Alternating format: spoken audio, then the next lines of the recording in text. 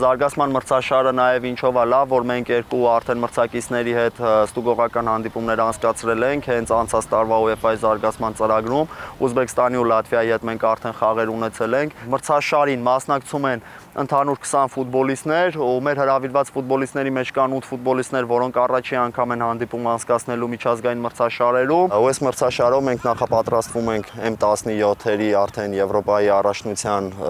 նախընտրական փուլին։ Շատ լավ ծրագիր է հենց այս UEFA-ի զարգացման մրցաշարը, ինչի համար, որովհետև մենք շատ քիչ միջազգային խաղերի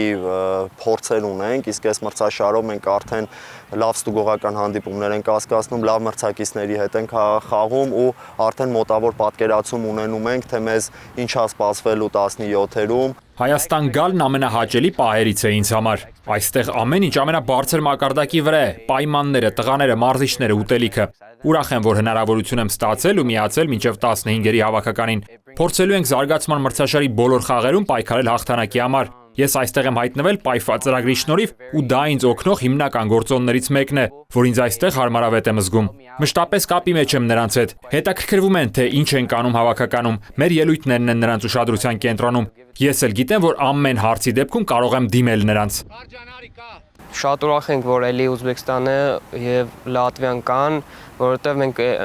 մեկ հնարավորություն ունենանք երկու հավաքականների հետ մրցելու, նաեւ շատ ուրախ ենք, որ Վրաստանը կա։